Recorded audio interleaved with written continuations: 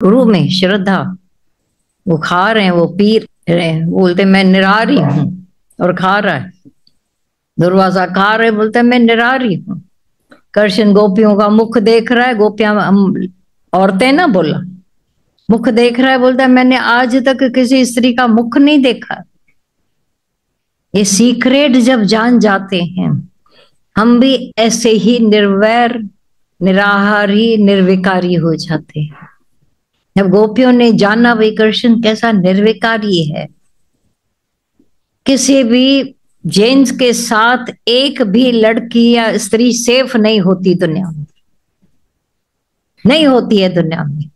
पर जब कोई निराकार ऐसा निर्विकारी व्यक्ति होता है, दादा भगवान रास्ते से चल रहे हैं अनेक स्त्रियों के साथ, तो लोग बातें करेंगे, क्योंकि उनको बातें करने वालों को पता था हम निर्विकारी नहीं है।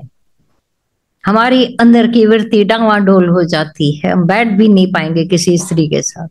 और दादा भगवान के साथ हम अनेक स्त्रियां बैठी हैं, बच्चे बैठे, ज्ञान चर्चा हो रही है, हमारे शरीर को भी भुलाने वाले। जब खुद का शरीर भूला पड़ा है तभी हमारा भूला पाते हैं ना गुरु ब्रह्म ज्ञानी, नहीं तो वहीं का वहीं। इतना तो फारिग हुए होंगे ना अपनी माया से, अपने देह से, अपने आसपास से, केवल एकांत परमात्मा में।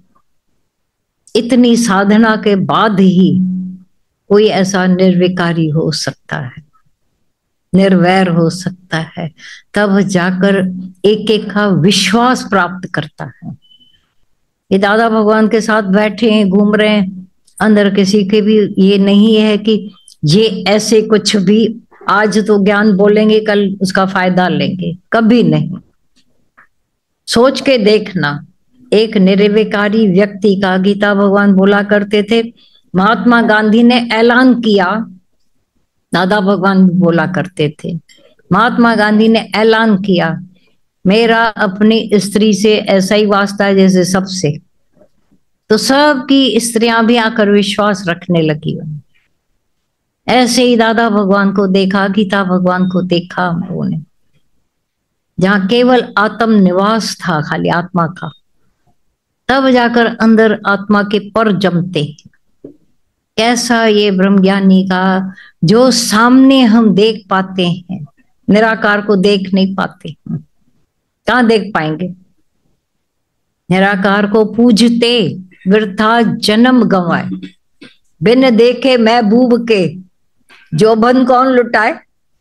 ये जिंदगी का सौदा है। ऐसा जब भी सामने निराकार साकार होकर आता है, तब उनकी रहनी, उनका आदर्श देखकर जी चाहता है हम भी भगवान पर, निराकार पर अपना जीवन लुटाए। और लुटाया क्या, सब कुछ मिला ही मिला, मिला ही मिला, गंवाया कुछ नहीं।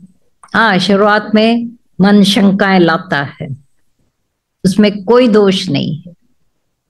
पास्ट भी गया और फ्यूचर का दर्शन नहीं हो रहा है, लेकिन थोड़े ही काल में निराकार बहुत ही कृपालु है। अंदर ही अंदर, अंदर ही अंदर विश्वास के पर जमा जमा कर आत्म भाव दिखा देता है।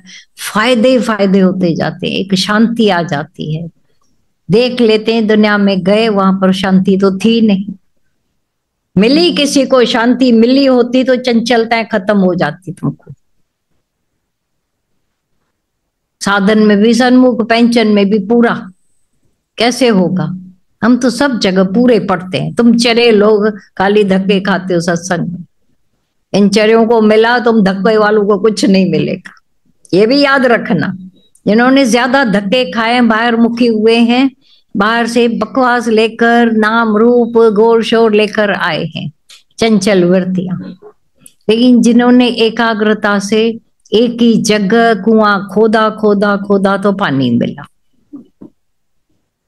ये टाइम पास करने का ज्ञान नहीं है, पर जब अंतर्मुखी होकर बैठते हो अपने साथ, उन्होंने बोला ध्यान लगाओ, समाधि लगाओ, यही समाधि है। समाधान हो जाता है, बैठ जाते हैं एकाग्रता, फिर तुम्हारी वृत्तियां कहीं नहीं भटकती हैं।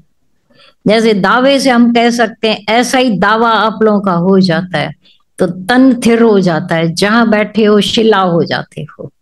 सच्चाई है, सत्संग में बैठे शिला हो जाते हो, कहीं मन नहीं जाता है। फिर अपने आत्म स्वरूप में मगन होकर एक ही जगह ऐसा खुप खोड़ के बैठते हो, फिर कहीं ध्यान नहीं। ऐसा भी नहीं कि कहीं जाओ नहीं, पर मन ही मुल्क मलीर थियो, हाणे काॾे वञूं।